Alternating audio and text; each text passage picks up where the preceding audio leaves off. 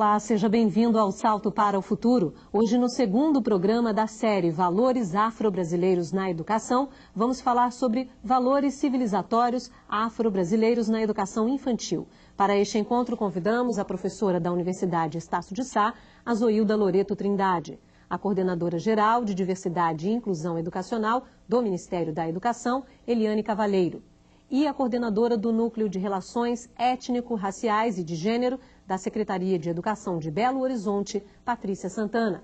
Contamos ainda com a sua participação. A educação infantil é um espaço privilegiado para se trabalhar a diversidade étnica presente na cultura brasileira. Veja como a creche da Fundação Oswaldo Cruz, no Rio de Janeiro, valoriza o jeitinho de ser de cada criança. Na creche da Fundação Oswaldo Cruz, no Rio de Janeiro, o projeto Viva as Diferenças favorece o desenvolvimento de trabalhos com diversos textos literários.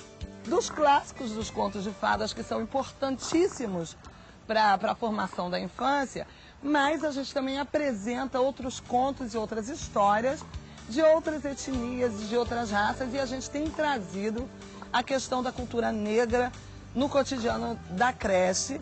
Trabalhamos as alimentações que vêm dos povos africanos. A gente trabalha músicas, composições, poesias, a gente trabalha capoeira. Neste dia foi a história da Menina Bonita do Laço de Fita, de Ana Maria Machado, que despertou a curiosidade das crianças. O coelho queria ficar pretinho igual a menina, porque ele era branco e ela era preta. Mas o coelhinho era preto porque a avó dele era preta também, porque ela nasceu. Não, ela era preta porque a avó dela era preta também. É, também a avó dela era preta. A bisavó que era preta. Ele comeu muita jabuticaba, bebeu muito café, entrou na lata de tinta preta. Aí veio uma chuva e molhou ele todo, saiu a tinta toda. E qual era o segredo da menina bonita do laço de fita? Ela nasceu preta. Ela nasceu com a pele dela preta. O debate sobre a história promoveu uma discussão sobre as diferenças. Se a gente quiser ter filho diferente da gente, é só a gente se casar com uma pessoa diferente da gente. Tipo, toda a minha família é branca, porque meu pai me casou com a minha mãe, que ela também é branca. E como seria se todas as pessoas fossem iguais? Todo mundo ia fazer muitas coisas iguais e ninguém ia saber quem era quem. A aula continua com uma brincadeira que também vem ao encontro da proposta pedagógica do projeto Viva as Diferenças. A valorização da identidade de cada criança e reconhecer um pouco do amigo, das diferenças que estão estampadas no rosto do amigo. Quando a gente vendo os olhos da criança, elas sentem o cabelo como é, se é encaracolado, se é liso, o rosto do amigo, o tamanho do nariz, o olho, a orelha. Basicamente, a gente está trabalhando as diferenças como um todo. A aula termina com as crianças reproduzindo a imagem dos colegas no papel. O objetivo maior da educação infantil é educar e cuidar de crianças pequenas, mas é também estar inserindo e apresentando as coisas que tem no mundo. Então, o mundo é feito da diversidade. Você pode falar de tudo na educação infantil. O que modifica é a forma, é o tom que você traz para essas questões. No planejamento do projeto Viva as Diferenças, a formação do professor é um dos principais pontos. Isso é importante também para a construção da identidade do educador, do profissional de educação. Porque eu posso ter um discurso lindo e dizer eu respeito as diferenças, mas quando eu vou pentear uma criança que tem um cabelo diferente do liso, eu digo, ela não vou pentear não, porque é muito difícil. Então, quando você trabalha com essas questões com a criança, você também proporciona ao educador um repensar, uma estranheza da sua ação.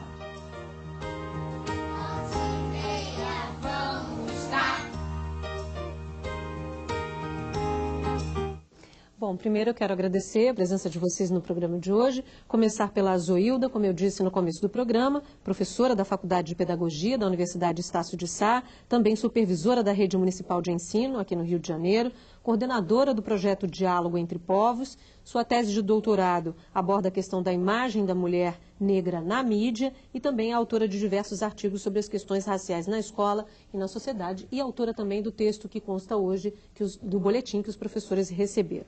Para começar, a partir desse vídeo, a Zoilda, gostaria que você falasse um pouco do que a gente pode entender por valores civilizatórios afro-brasileiros e como esses valores podem ser trabalhados na educação infantil, como a gente viu um pouquinho ali na creche da Fiocruz.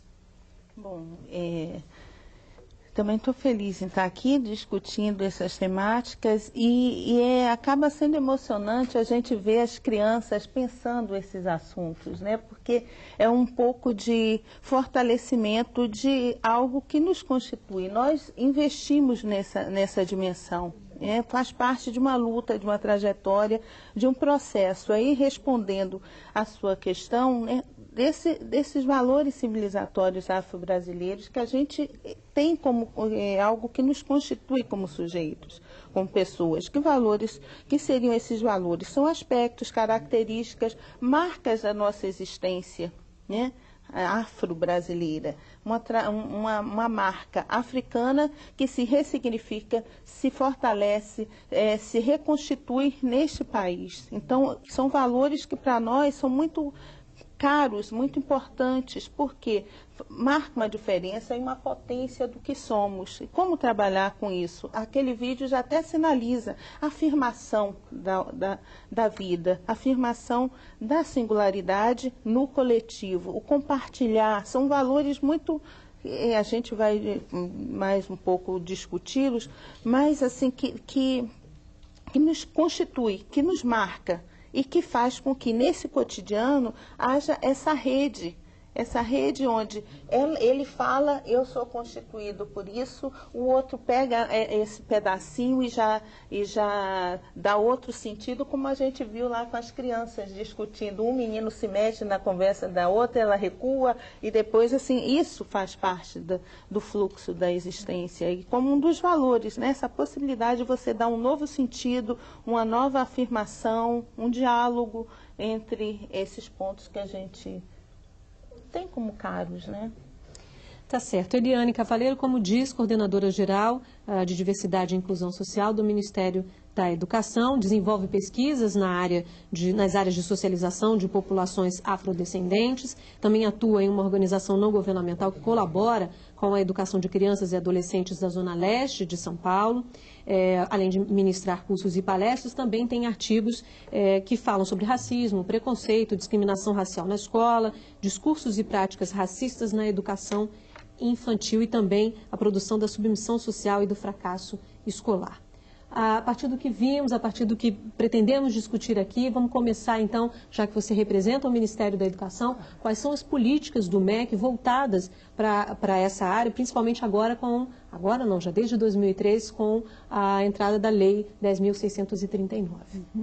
O Ministério da Educação reconhece a sua responsabilidade de oferecer apoio técnico e financeiro para o sistema de ensino, ou seja, para os estados e municípios implementarem políticas de ações afirmativas que vão ao encontro da lei que alterou a Lei de Diretrizes e Bases e também ao encontro do Conselho Nacional de Educação ao implementar as diretrizes nacionais para a educação das relações étnico-raciais e para o ensino de história e cultura afro-brasileira. No Ministério da Educação, nós entendemos que para termos no cotidiano escolar a diversidade étnico-racial valorizada, mais conhecimento sobre a cultura afro-brasileira, mais conhecimento sobre racismo, sobre o combate à discriminação no cotidiano escolar, é necessário investirmos na formação dos profissionais de educação, aí pensando gestores e professores em sala de aula, é necessário investirmos também na elaboração e distribuição de material didático pedagógico e também na alteração do currículo escolar, porque reconhecidamente as pesquisas já nos mostram o quanto que o continente africano, o quanto que valores civilizatórios da África como oralidade, solidariedade, estão fora do cotidiano escolar. Isso não é levado à criança. A criança, infelizmente, desde a educação infantil, não consegue discutir, não consegue conversar sobre esses aspectos que estão na sociedade brasileira, que são importantíssimos, como a Zoilda já relatou, para o desenvolvimento da pessoa, para a constituição da identidade.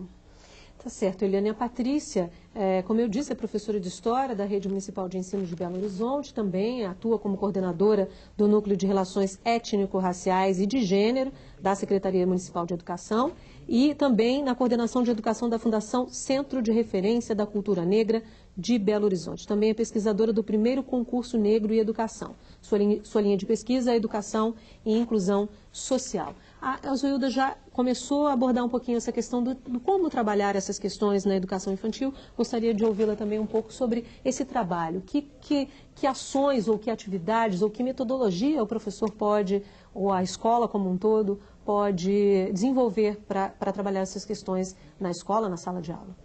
Então, esse primeiro vídeo que nós vimos, ele já traz uma reflexão muito interessante, né, da própria atitude do professor, dele não ficar só no discurso, mas que ele tem uma prática que contempla essa diversidade. Isso é fundamental, né?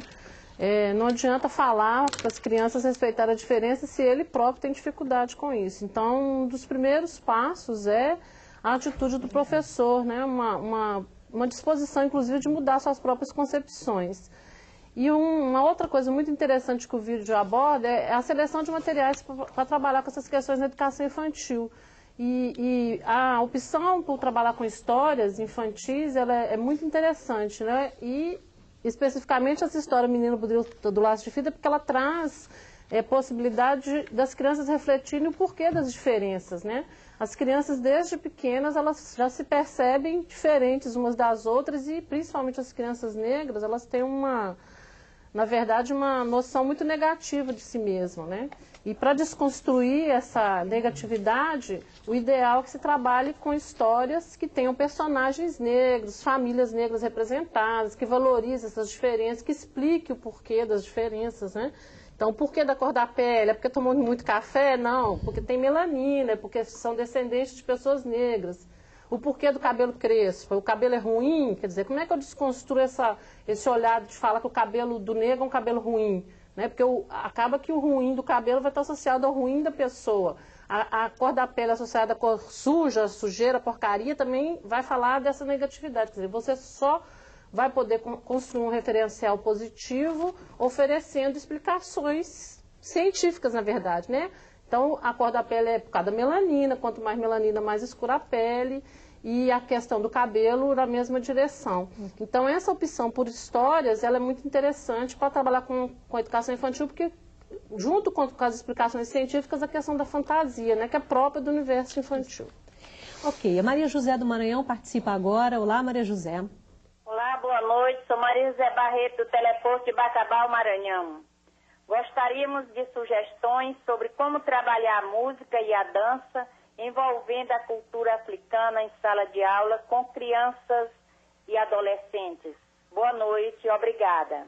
Obrigada, Maria José, mais uma vez pela sua participação aqui no Salto. A Zoilda fala bastante disso no seu texto, levar para a escola música, levar a literatura infantil, discutir principalmente nessa faixa etária essas questões a partir da ludicidade, né? Brincar com o lúdico. A Zoilda, fique à vontade. Tá, ok.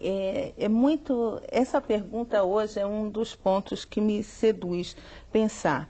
Recentemente, nas minhas investigações, eu descobri, por exemplo, no Amapá existe uma dança chamada Marabaixo. Essa dança, que é uma dança popular, né, de marca africana ou afro-brasileira, eles se curvam, dançam curvados e com pequenos passos. Aí você pode, a partir dessa dança, ou seja, você mergulhar um pouco na história da nossa cultura, Por exemplo, você vê que por que eles se curvam? Porque essa gente que inventou essa dança tinha tanta vontade de dançar, tinha tanta vontade de se manifestar culturalmente, de sorrir, de estar junto, que mesmo diante das condições adversas na época da escravização daquela população, o que é que eles faziam? Dançavam escondido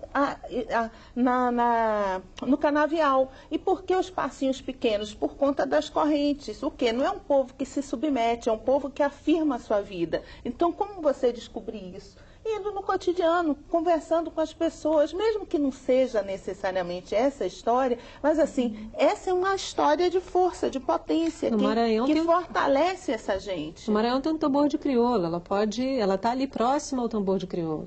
E como um dos valores civilizatórios que a gente está destacando é a musicalidade e a corporeidade. Então você pode, e o lúdico, então em qualquer lugar desse país você vai investigar, você vai se relacionar e vai saber que tem manifestações afro-brasileiras, que é só conversar, estar perto, que você vai aprender. As pessoas, os mestres, eles são, e mestras, né, são ricos em ensinamento. Vai lá, entrevista, conversa, pesquisa, como é que as pessoas têm esse acúmulo, essa trajetória, e vamos ficar hiper felizes dos dois lados em compartilhar esse conhecimento, né? O pessoal da TV Escola de Anápolis, em Goiás, obrigada pela pergunta de vocês, eles dizem o seguinte: como nós, professores, repassaremos esses valores civilizatórios afro-brasileiros sem gerar preconceito, sendo que o próprio termo gera preconceito, pois a cultura africana já faz parte da nossa cultura. Não seria mais natural trabalhá-la como algo já contido no nosso conteúdo escolar, Eliane? Bom, primeiro de tudo, eu acredito que nós temos de pensar como que é a situação das relações raciais, do racismo, do preconceito na sociedade brasileira. Porque parece-me bastante enganoso pensar que o racismo será fortalecido a partir do diálogo do profissional da educação com as suas crianças, sendo que a discriminação já é vivenciada, tanto pelas crianças brancas quanto pelas crianças negras. Eu acredito que o profissional da escola, o profissional da educação, ao levar aos alunos a possibilidade de dialogar sobre os conflitos que estão ali presentes no cotidiano escolar, sobre a diversidade que ele já experiencia na sociedade brasileira, está permitindo condições ao aluno de refletir sobre possíveis situações de discriminação, até mesmo as praticadas por eles, e também de perceber as discriminações praticadas por parte dos profissionais de educação. Então a questão é que o diálogo não vai fortalecer o racismo, o diálogo vai possibilitar que alunos brancos e negros venham a falar, venham a evidenciar para os profissionais da educação situações em que o racismo está presente na escola e, portanto, atrapalhando ali o desenvolvimento das crianças. Bom, no próximo bloco vamos conhecer a história do lobisomem, que faz parte da tradição oral de uma cidade no semiárido baiano. Salto para o futuro, volta já. Vamos conhecer 2 projetos de educação infantil que valorizam a cultura afro-brasileira. Nossa viagem começa em Salvador, na escola Mãe Hilda. E em Tijuaçu, no semiárido baiano, vamos ver como um lobisomem muito conhecido na região foi parar na sala de aula.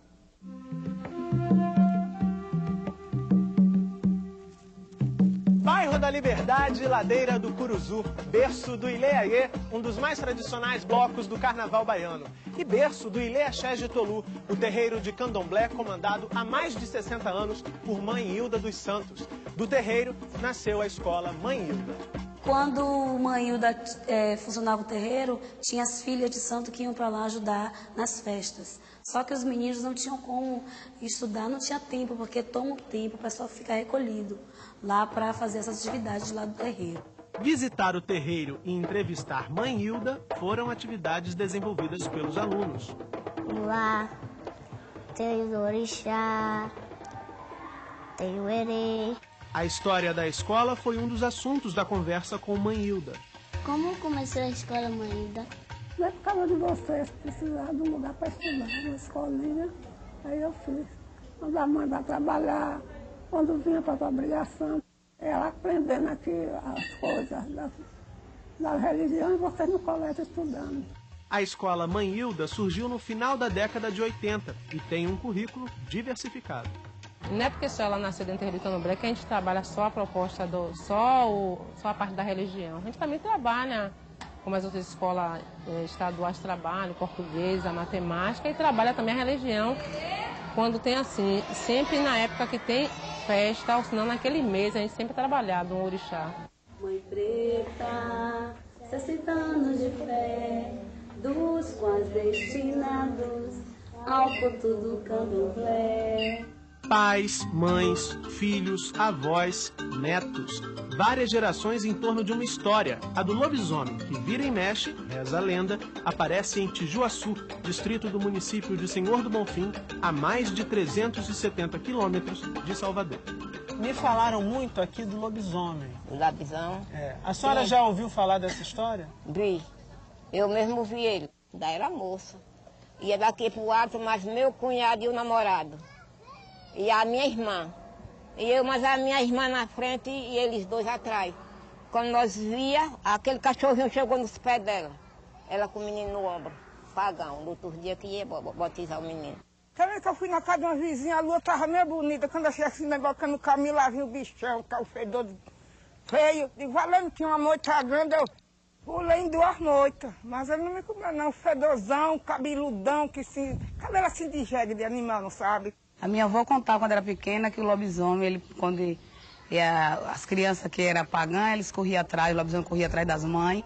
A história que acompanha a professora Aurenice desde a infância foi parar na sua sala de aula. Na noite que ele se transformou, na noite que ele completou 13 anos de idade, ele se transformou em lobisomem.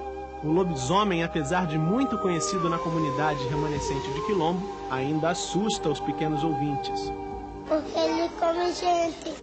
Ele pega com a mão bem grande e fica pegando o menino na blusa. Da imaginação para o papel, o lobisomem ganhou forma e, com a ajuda da tecnologia, ganhou vida. Para o coordenador de educação infantil das escolas da região, valorizar as tradições orais da comunidade é fundamental no processo educativo. E numa comunidade quilombola, a gente sabe que o acesso à escolarização para as comunidades negras, para o povo negro, sempre foi assim, muito restrito. Então, o domínio maior que eles tinham, eis porque a oralidade surge aí como uma questão ímpar, porque o domínio que eles tinham era sempre o domínio da oralidade.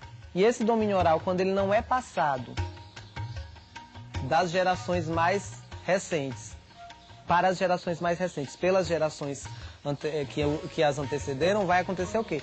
Essa história se perde.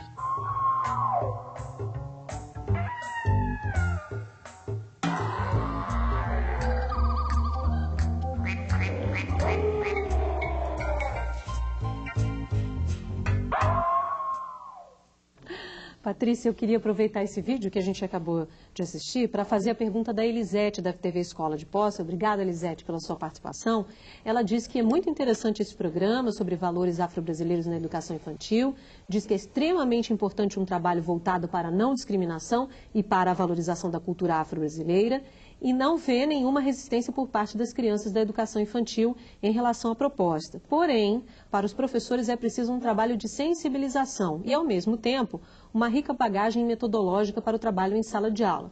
Pede sugestões nesse sentido. A gente acabou de ver um vídeo aí que mostra uma atividade, né, que pode ser proposta, como a Zoilda já também exemplificou. Que outras você veria, ou que outras situações você poderia sugerir para a Elisete? Então, Elisete, na verdade você tem razão, né? É preciso formação para os professores, mas também nós não podemos esperar que essa formação aconteça de fato para começar um trabalho. Então, a proposta dessa série, desse programa, inclusive, é apontar esses caminhos, né? E eu vou comentar um pouco o que esse vídeo apresenta, né? Que, na verdade, são 2 situações de valorização da cultura e da história, do patrimônio cultural e das tradições de um povo, né? No caso específico aí da Bahia.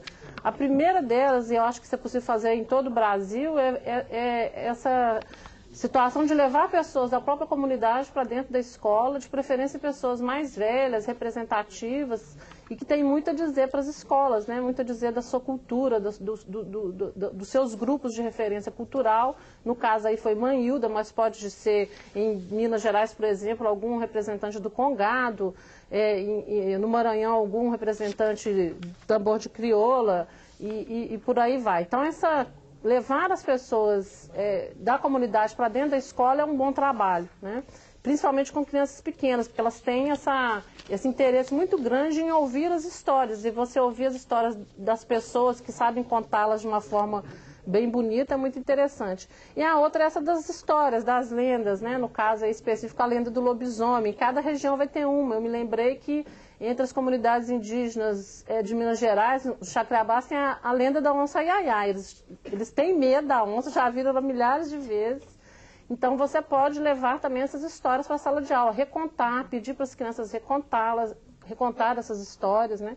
Desenhar essas histórias, representar essas histórias. Então esse também é um bom caminho para começar um trabalho. A participação agora é da Margarete de Goiás. Olá, Margarete. Olá, boa noite, Bárbara, senhores especialistas, professores, colegas de todo o Brasil. Eu faço a pergunta em nome de Ismênia, Patrícia e Elaine, do NTE de Anápolis, da TV Escola. Eu sou professora do Pró-Infantil. A valorização cultural surgirá após a própria aceitação do negro no meio cultural. Com base nessa afirmação, devemos então trabalhar a árvore genealógica na educação infantil para representarmos que não há raça pura e demonstrarmos que somos todos afrodescendentes? Boa noite, obrigada. Muito obrigada, Margarete, pela participação. A Zoilda, então.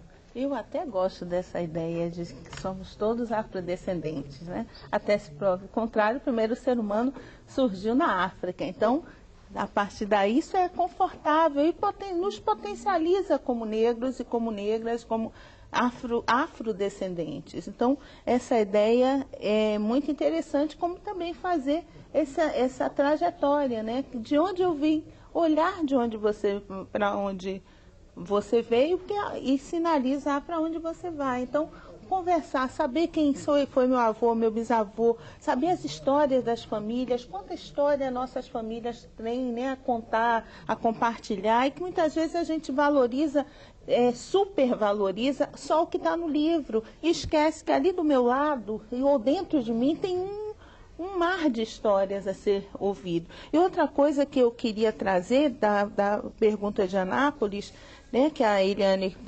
respondeu, eu queria só destacar um ponto. Quando a gente diz, está discriminando, você sabia, por exemplo, a gente sabe que tem uma lei do Lavoisier que diz, na natureza nada se cria, tudo se transforma. Aí se você vai para os valores civilizatórios africanos, aí você vai ver o princípio do axé. Que é o princípio do axé? O princípio da transformação. E o que é esse princípio da transformação? Nada se cria, tudo se transforma. A vida está em movimento constante. Se você não souber que existe esse princípio do axé, que faz parte dos valores civilizatórios afro-brasileiros, você só valoriza a dimensão do Lavoisier, a dimensão eurocêntrica, e esquece dessa riqueza. Então, não é discriminar, não, é conhecer para não excluir. Então, é diferente essa valorização que a gente está propondo. Não é para você dizer que é melhor ou pior, é dizer, olha, existe um universo que eu desconheço. Então, isso é importante de se trazer. A participação agora é do Cirlei, de Santa Catarina. Boa noite. Nós estamos aqui no teleposto de São Miguel do Oeste, Santa Catarina, com um grupo de 19 professores. Então eu vou fazer a minha pergunta através deles. Sendo que o tema de hoje é a presença afro na educação infantil, gostaríamos que os professores nos dessem sugestões de como lidar com as diferenças entre as crianças quanto a questão de origens, e principalmente como lidar com as crianças que vêm de casa com preconceitos em relação à questão cor, quando se sabe que a presença europeia no sul do Brasil é marcante. Obrigada. Obrigada, Cirlei. Você é a Cirlei. Muito obrigada pela participação. É claro que eu não preciso repetir aqui, é bom falar. O pessoal de Santa Catarina, liguem mais vezes. É bom ouvir vocês aqui no programa ao vivo. Obrigada, viu? Eliane. Tá. Eu gostaria de começar apresentando a linha de produção do Ministério da Educação sobre educação para as relações étnico-raciais, história e cultura afro-brasileira e africana nas escolas. O Ministério da Educação está investindo em uma linha que trata especificamente da educação antirracista. Nós já temos 4 novos livros que foram produzidos e estão sendo distribuídos nas escolas. Ou melhor, estão sendo distribuídos nas secretarias estaduais e municipais de educação e também em organizações não governamentais que trabalham com direitos humanos. Vale salientar que este material está no site do Ministério da Educação e é possível que as secretarias de educação façam uma parceria com o Ministério da Educação e reproduzam esse material e possam então distribuir para todos os profissionais de educação. E nestes materiais nós temos vários artigos, vários estudos e pesquisas que vão ao encontro da necessidade dos profissionais de educação para a implementação de uma educação antirracista e também de uma educação antissexista. E aí, eu entendo que a questão de educar a criança para a igualdade se faz necessário nós, profissionais de educação, materializarmos a igualdade no cotidiano escolar, ou seja, valorizar as diferenças, evidenciar o quanto que vários grupos contribuíram para o desenvolvimento da sociedade brasileira e é mais do que pensar no preconceito que a criança traz de sua casa. É pensar no preconceito que a criança vive em toda a sociedade, no diálogo com os programas de televisão, com as nossas músicas que também, infelizmente, contêm muitas ideias estereotipadas e, mais ainda, sobre o preconceito e estereótipo que estão presentes no cotidiano escolar. Ou seja, eu entendo que há a necessidade de nós pensarmos também em como dialogarmos com profissionais da educação sobre essa temática, porque nós, nesse processo de formação de profissionais de educação, encontramos muitos profissionais que se dizem valorizadores da diversidade, que se dizem respeitar todos os seus alunos com igualdade, mas esses, infelizmente, não conseguem perceber o quanto eles mesmos tratam de maneira diferenciada as crianças brancas e as crianças negras. E nós podemos pensar isso a partir do material que o professor leva para a sala de aula. Se nós levamos um material de história infantil que tem mais personagens brancos, que esses personagens estão sempre sendo valorizados, nós estamos ensinando para a criança um pensamento dicotômico onde há a superioridade branca e a inferioridade negra. Então, isso é necessário pensarmos. É necessário pensarmos quais são os painéis, as fotografias que estão não apenas na sala de aula, mas em todo o território escolar. Quais são as festividades que nós estamos comemorando nas escolas? Quais são as crianças que estão sendo convidadas a participar de maneira mais efetiva das atividades escolares? Quem são aquelas crianças que são convidadas a representarem as escolas? Então, assim, é mais do que pensar o racismo, o preconceito que a criança experiencia em casa, mas sim aquele que a criança também experiencia no cotidiano escolar. Você tocou num ponto extremamente importante, porque os últimos dados do INEP mostraram que as crianças negras tinham uma defasagem de aprendizagem em relação às crianças brancas. E isso foi entendido em parte da educação, ou sei lá, não estou generalizando, mas alguma parte, que as crianças negras não tinham condições de aprender como as crianças brancas, e o que na verdade era um processo inverso. Em muitos casos, essas crianças são tão discriminadas que elas não conseguem aprender pelo fato de serem discriminadas. Quer dizer, e muitas vezes há uma inversão de entendimento da questão. Exatamente. Se coloca, imputa para a criança negra a ideia de que ela não tem condições de aprender assim como uma criança branca. Exatamente. Daí a nossa necessidade de, quando pensarmos o processo de formação dos profissionais de educação, pensarmos essa formação também voltada para a pesquisa, porque é necessário o professor estar sempre com um olhar atento, pensando quais são os elementos que facilitam ou dificultam o processo de aprendizagem. Porque a criança que vive a discriminação na escola, seja ela de gênero, seja ela de raça, fica com uma energia presa que a impede de construir conhecimento, de absorver e até mesmo de guardar esse conhecimento. Porque nós sabemos que a vivência da discriminação no cotidiano escolar, em qualquer outro espaço da sociedade, é um momento de muita dor. E uma pessoa que está sofrendo, que está com dor, não vai guardar uma fórmula, uma matemática, não vai conseguir se alfabetizar. Não vai querer aprender. Não vai querer estar na escola. É verdade. Aí, indo nesse caminho, vai a pergunta do pessoal de Anápolis, como trabalhar a discriminação racial com crianças negras, quando nós, professores, não sabemos como agir e nos relacionar com esse tipo de preconceito. Patrícia. Na verdade, não é trabalhar a discriminação, o preconceito com crianças negras, mas é trabalhar isso com todas as crianças. Na verdade, toda essa proposta que eu acho que é nova, assim, no sentido da da possibilidade de trabalho que a Lei 10.639 coloca é de que a gente tem que trabalhar isso com todas as crianças, independente de elas serem negras ou não, né? Porque a discriminação e o preconceito, ela envolve relações entre as pessoas também, né? Nós temos um racismo que é institucional, mas nós temos uma discriminação que se dá no cotidiano das relações. Então, todos nós temos que aprender a lidar com isso, né? Trabalhar isso com as crianças pequenas, né? A gente já viu algumas referências, algumas possibilidades, né? E, na verdade, o professor ele precisa ser sensibilizado, mas ele também tem que ter noção da sua responsabilidade no processo, né? Todos nós somos responsáveis pela construção de uma educação mais justa, mais igualitária. Então, o processo de sensibilização ele passa por essa questão da corresponsabilidade. Não é possível falar em educação se não existe um pensamento de que a gente tem que entender que todas as crianças têm direito à educação. E o que a gente observa ainda hoje no Brasil é que existe uma grande diferença no processo, na trajetória educacional das crianças negras se comparadas às crianças brancas, né? E muito motivado pela própria estrutura da escola, pelo próprio currículo que a gente escolhe trabalhar, pela própria forma como os professores trabalham, né? A Eliane já fez um destaque aqui sobre a questão do material que é utilizado, de como que a gente ornamenta as escolas, né?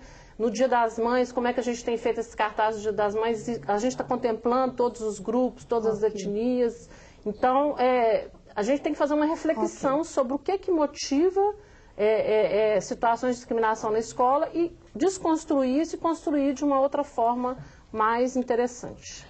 Bom, depois do intervalo, vamos continuar a debater os valores civilizatórios afro-brasileiros na educação infantil. Até já.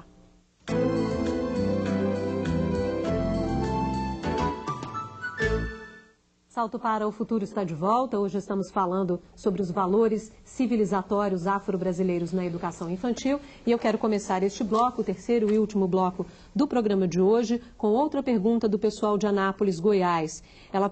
Eles perguntam a Zoilda, por que tem se focalizado o racismo contra os negros e a mistura das raças, se no Brasil não tem só miscigenação de raízes africanas? E aí eu queria incrementar um pouquinho essa questão, se é que a gente pode misturar as questões, mas há também uma dificuldade de entendimento de várias minorias que são também discriminadas, né? Eu conheço histórias de pessoas que, por exemplo, vou dar um exemplo aqui, receber uma pizza em casa, uma pessoa negra, e um motoboy que geralmente aqui no Rio de Janeiro, tem raízes nordestinas, né? E pergunta, chama sua patroa, por favor. Quer dizer, há um certo não entendimento das questões de discriminação entre as várias pessoas que são também discriminadas, né? Como se discute isso também, eu não sei se é o caso da educação infantil, mas também, como faz a pergunta, como perguntaram anteriormente, não só com as crianças negras, né? Porque o racismo, ele não escolhe assim, vamos só... Não, ele é geral, tá? Em toda a sociedade existe racismo e assim há uma hierarquização. Quem é o grupo que é valorizado socialmente? E aí eles vão hierarquizando essas diferenças humanas. Você acha que é um racismo de minoria para minoria? Ou vamos chamar de minoria? Por exemplo, dizer que negro é minoria, né? 50%, 60% da população, verdade, né? Que mulher é minoria, poxa, a maioria da população. Então são conceitos que justamente reforçam o racismo, no caso. Então, o que eu vou fazer uma classificação do racismo? Você hierarquiza as diferenças, hierarquiza as pessoas a partir de alguém que é escolhido como referencial, como modelo. Então, claro que na nossa sociedade o racismo está espalhado por vários campos, vários lugares. Só que quem é o foco principal? É só ver qualquer dado estatístico de IBGE, né, PNAD, etc. e tal, para ver que a população negra, afrodescendente, afro-brasileira, sobretudo nas suas marcas fenotípicas, são as pessoas que são mais discriminadas. Logo, a gente tem um débito social em relação a essa população, não tem saída, tá? E com relação à postura do educador, educador, assim, um dos pontos, assim, não vai cair de cima, não vai cair, não é um milagre. Tem que haver um investimento de como eu não me silenciar diante de uma criança que é discriminada por outra, pelo colega, pela professora, pela família. Eu não posso ser omissa e silenciosa diante disso. Então, para isso, eu tenho que mudar o meu olhar. Tem que atuar assim, ter uma perspectiva de professora, professor pesquisador, na minha prática e de minhas ações, olhar para mim mesma e ver como é que eu estou respondendo a isso, o que é que eu estou fazendo para minimizar o sofrimento dessa criança, porque é um sofrimento. Você está a ser discriminada com 5 anos, 4 anos de idade, um adulto sofre, você está trazendo esse exemplo aí, imagine uma criança, ela precisa do apoio, do olhar dessa professora, e se a professora se silencia, essa professora, ela está sendo conivente, né? Então, como você, como educador, atuar e estar atenta para romper com essa perspectiva, com esse silêncio. Então, eu acho que isso é um ponto a ser trabalhado e o coletivo dá as soluções. A gente tem que aprender, né, pegando a questão dos valores civilizatórios afro-brasileiros, assim, a compartilhar o que a gente está pensando, a compartilhar os nossos sofrimentos, as nossas angústias. Acabou essa ideia de que na minha sala de aula mando eu, fecho a porta, faço o que eu quero. Não, a criança, pegando de novo esses valores civilizatórios afro-brasileiros, a criança não é minha aluna, ela é uma criança da comunidade escolar e todos são responsáveis por ela. A participação agora é da Ádila, do Tocantins. Olá.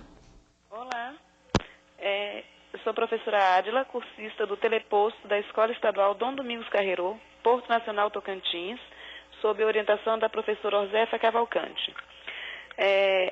Ao abordar os vários aspectos e contribuições dos valores civilizatórios africanos para a nossa formação cultural, enfatizando a oralidade, circularidade, corporeidade, musicalidade, entre outros, esses princípios as nossas crianças trazem, especialmente as da educação infantil, imbuídos no seu modo de ser e conviver.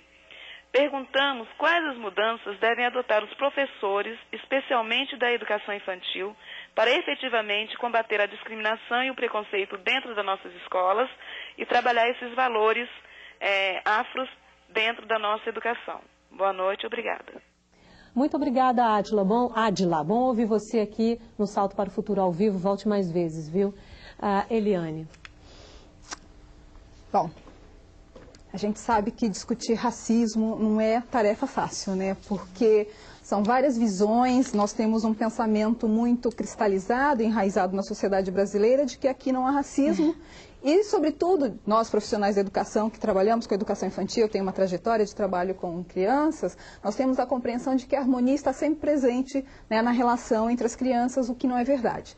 Em muitos momentos, nós vemos, sim, uma situação de solidariedade entre as crianças, porque aparentemente estão todas ali dividindo o mesmo ambiente, chegam a fazer algumas atividades juntas, chegam a brincar em determinadas situações no ambiente do pátio. Mas é interessante nós percebermos que quando nós discutimos racismo, discriminação entre as crianças, nós percebemos a mesma situação de exclusão que nós vivemos, que nós percebemos na sociedade como um todo.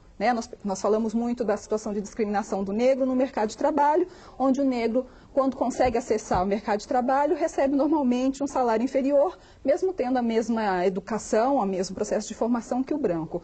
Na educação infantil, para nós pensarmos a existência ou não de harmonia, vale a pena nós analisarmos um momento de conflito. Porque aí essa harmonia se quebra.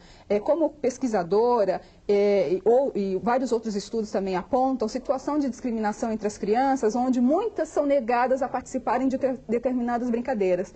Os profissionais da educação podem perceber isso na época de organizar a festa junina, onde muitas crianças negras são deixadas de lado, não são escolhidas, né, para formarem pares. O príncipe e a princesa não podem ser negros, é a lourinha ou geralmente o branquinho. E mesmo quando estão se constituindo os grupos para fazerem determinados trabalhos nas escolas, as crianças negras são as últimas a serem incorporadas por esse grupo. Então, a questão, eu penso, na educação infantil, nós também perdemos um pouco deste olhar mágico, onde as crianças não se discriminam. Não é verdade. Tem muitas situações de discriminação que aparecem mais como situação de violência no cotidiano escolar e, infelizmente, nós profissionais da educação não paramos para perguntar para a criança o porquê uma bateu na outra, por que a criança apanhou.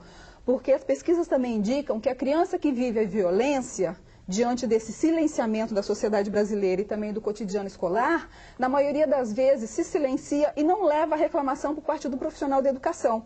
Mas a criança que vive a violência pode também, em muitas situações, repetir a violência através de uma violência física. Ou seja, a criança negra que é impedida de fazer parte de um grupo, a criança negra que é xingada, que é racizada na escola, ela pode se morder, ela pode chutar, mas ela não vai ter, dificilmente ela terá, condições de verbalizar essa violência que ela sofreu. Mas a professora, o professor da educação infantil vai perceber a mordida, vai perceber o chute e não vai perceber o que antecedeu aquela violência. Então, assim, pensar o combate ao racismo na educação é pensar primeiro, é procurar primeiro analisar se essa harmonia vivida na escola, ela de fato é real.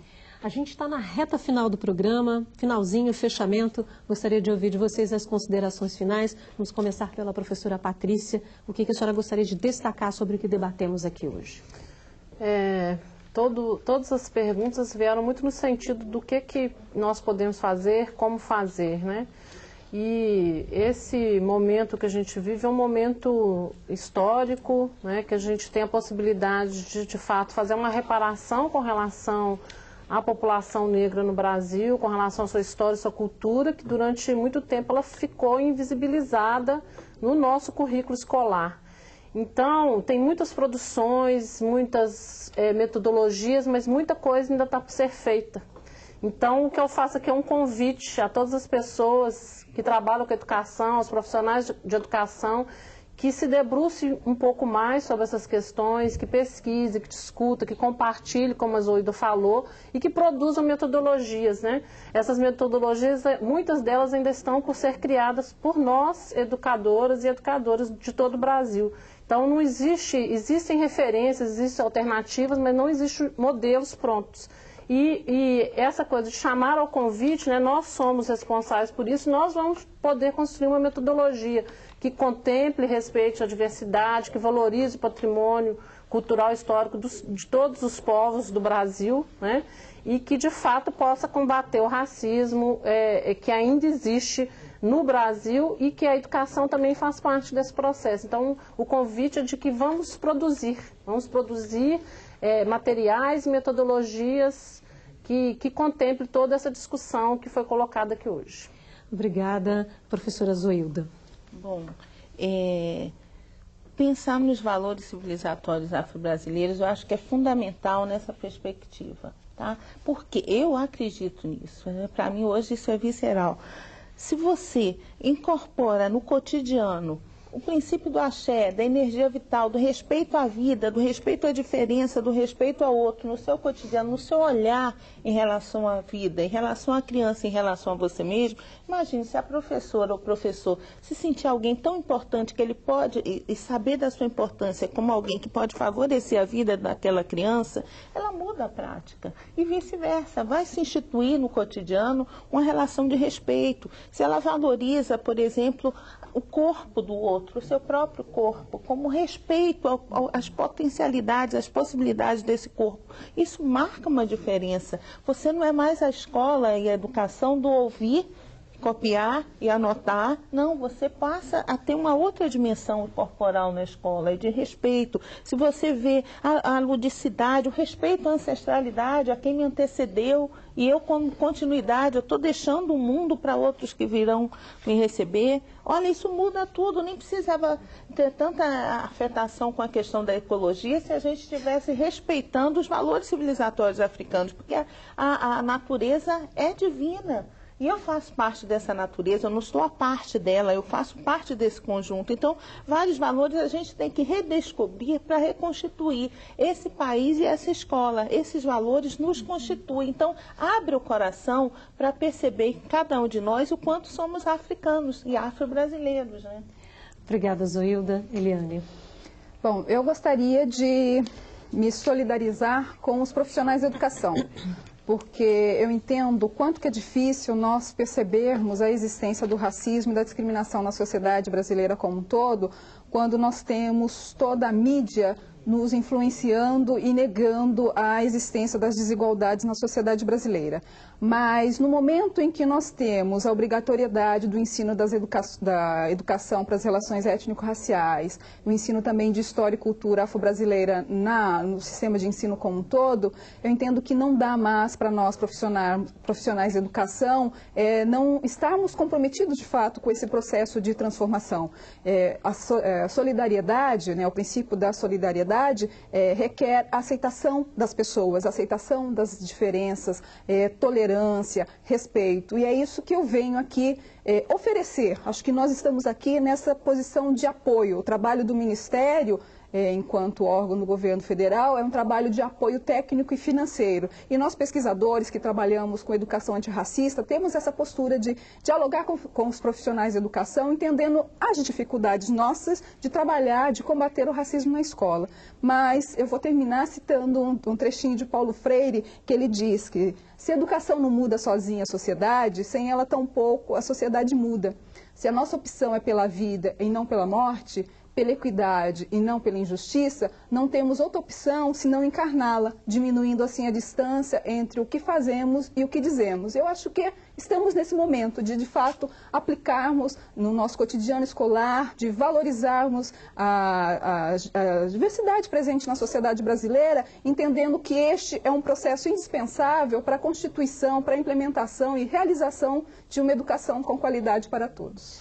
Obrigada.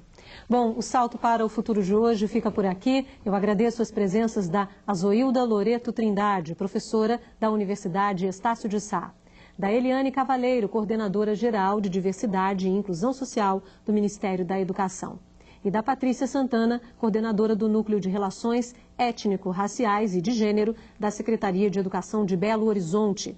No programa de amanhã vamos falar sobre africanidades na organização educacional em comunidades quilombolas. E a gente encerra o programa de hoje falando sobre capoeira, o quilombo dos Palmares, que se estabeleceu entre Alagoas e Pernambuco no século XVII, ficou conhecido como exemplo de resistência de africanos escravizados e de outros grupos excluídos. Lá, dizem os historiadores, pode ter sido o berço da capoeira.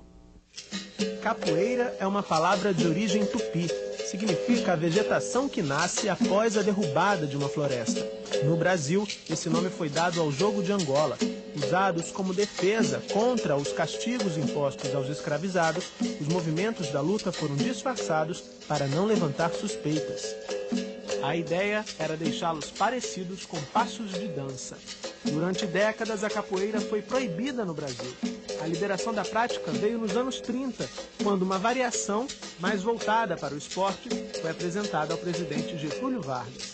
Atualmente, vários grupos de resistência cultural mantêm a tradição e tratam a capoeira como uma forma de expressão corporal de indivíduos e grupos. Nessa creche, no Rio de Janeiro, esses pequenos aprendizes de capoeiristas veem na ginga e nos movimentos uma grande brincadeira. Quando a gente utiliza isso, a gente conta a origem, quem é que originou essa dança, que a capoeira ela não veio como uma dança, ela veio como uma luta, né, de resistência. Aqui no Brasil, de onde vem, que na Bahia é o centro maior de dança hoje da capoeira, então a gente participa isso com as crianças.